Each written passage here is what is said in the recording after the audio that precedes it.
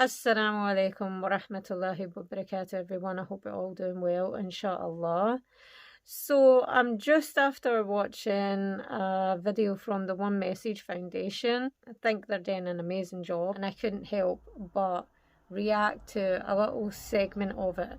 I've edited it down because it was a much longer conversation, but there's just a part of it, an essence to it that I wanted to go over. First of all, this man we're speaking about, from the older generation, have a weak spot, so may Allah subhanahu wa ta'ala bless and guide him. But it was really, really interesting. So let's have a watch and then I'll get into it, inshallah. We did not sin in one battle. All right, we're making great progress. So you're saying what Paul wrote was wrong. I can't say it is wrong. But you just did. No, it's part of a complex argument. But is that the truth or not? In 21st century Western culture, it's not the truth. What Paul said today was not the truth. In 21st century Western culture, what he said is false. It's not false. If it's not the truth, what is it? It is not in and of itself true. But what Okay. Paul's saying is true. He's not being dishonest. He's borrowing culture, virtually sinless. Not absolutely. Paul was sinless? I said virtually a sinless life. Didn't you used to persecute Christians as Saul? You said we are not born with sin. But then you said we did sin because we were in the loins of Adam. I said that Paul wrote that. Okay, but then And you I'm said not agreeing that's with false. it. No, it's not false. Today, you said in 21st century Western society, that's not a truth, right? Yes. But So in it's the a first century, false. but it was not an untruth. It was not an untruth. What's an untruth? An untruth is a It's lie. not true. It's a lie. Yeah. Okay. So what he said, you said is an untruth, and then you said an untruth is a lie.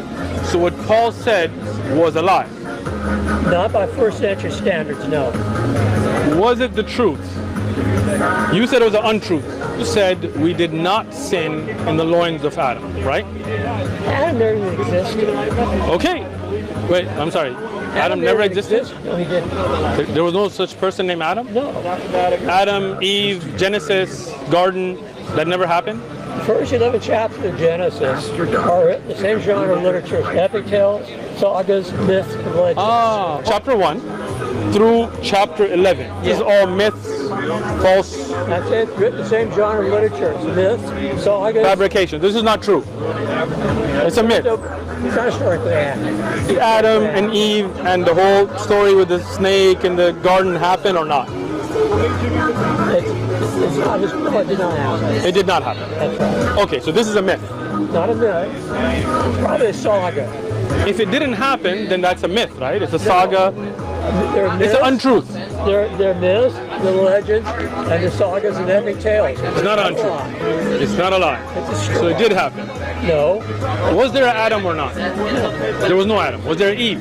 no, Was there a garden? no, Was there any eating of a tree? no. Those are all lies. The epic tales. But they're false. They're not true. They didn't The happen. epic tales. You're saying this didn't happen though, right? Historically, no. Historically, no. So somebody made this up. No. So where did this come from? Ancient sagas and epic tales. Epic tales are made up by people, right? Imagination. Where did this story come from? Somebody had to have made it up, right? And if you're saying that somebody made this up and it didn't happen, Culture. okay, so it's a Individual. cultural folk tale. Okay. Fairly close. Okay, but that would mean that it did not happen Historically, no. historically. So this folk tale is false because it didn't happen this way.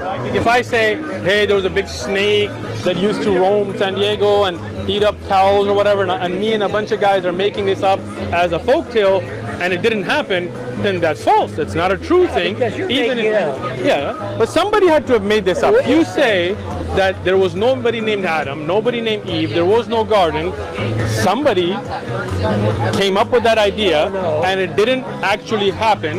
That means this story is an untruth because it didn't happen, right? All I'm saying is we're dealing with complicated issues. You simplified it for me, which is Paul told the untruth. No, it's not untrue. You said that earlier about us sinning in the loins of Adam. Yes. That's not true. That's not true. Right. Okay, we agree. So Paul told an untruth, which you said is a lie, but it was still an untruth. Yes. So it was still a lie. Well, You just said an untruth is a lie. yes, it is. So Paul, when he said it, it was still a lie. But if you look up the word lie in Webster's Collegiate Dictionary, Okay. an abbreviation of Webster's Third New National Dictionary, he says a lot of definitions for lie. The English word lie is in a lot of different ways. The first definition, a lie Now, or a false statement. Okay. So what Paul said was an untruth. Within our culture, yes. Okay. And that means it was a lie because that's what you... Within our culture. Okay. At the time when he said it, was it a truth? Not in our modern understanding of the word truth, no. Okay, so when he said it, even at that time, it was an untruth.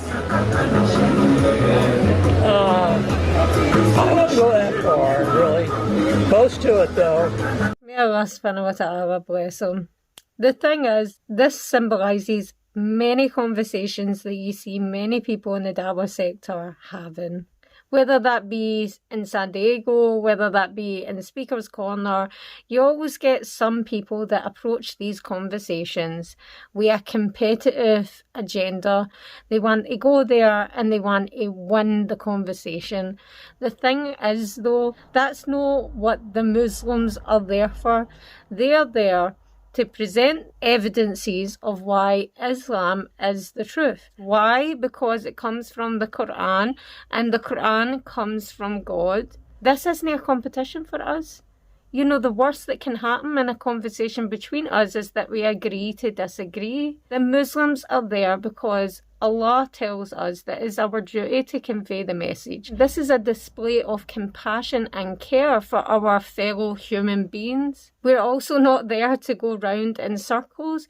Like you yourself, if you make the effort to travel to these dawah stalls, you spend money on your travel, you spend your time having the conversations, the least you can do for yourself is approach it with the sincerity, genuinely bringing your arguments and your side of the story to compare it to that of a Muslim's evidence and a Muslim side of the story. And then it's down to you what you think and what you want to believe.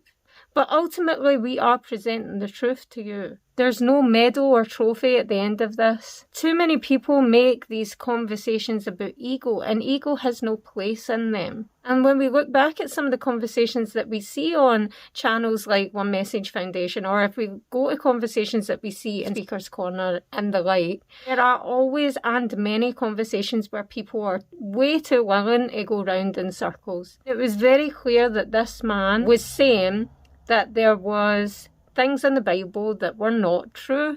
But for some reason, when it come to making the statement that they were false or lies or not true, he couldn't bring himself to say that. I say this many times, but I'm going to say it again. Anyone who is genuinely looking for guidance, genuinely wanting to find the truth, they shouldn't just be taking their forefathers' way of life as the truth without actually doing any research. Start with seeking refuge in God and asking God to guide you with a sincere heart, and then take an open-hearted, open-minded approach to your research. And then whatever happens, happens. You need to take away your bias, you need to take away your conditioning, and you need to look at the evidence with a fresh set of eyes, inshallah. At some point in our life, we're going to ask ourselves the big questions, and we owe it to ourselves to take a genuine approach to looking for the truth and taking the truth. A lot of people see Islam, see that it's the truth, and they're just so apprehensive to take it on because they're so worried about the outcomes and what that means with their families and what that means to their life and all the rest of it. I've been there. I know that feeling, and it is really strong and intense and can be a part of why you're just so comfortable shutting your eyes to it. But that's what faith is, and that's what trusting in God is. Trust in God to look after you accept it. Don't worry about telling people straight away. Take it one step at a time. Don't wait until the world and life brings you to your knees. Don't leave it until it's too late. Don't waste your time. May Allah guide us and protect us and bless us on our journey towards Him. Ameen. See you all very soon. Salam. Any mistakes made in this video is a reflection of me and my limitations as a human being, and any good in this video is from Allah subhanahu wa ta'ala, God the Almighty.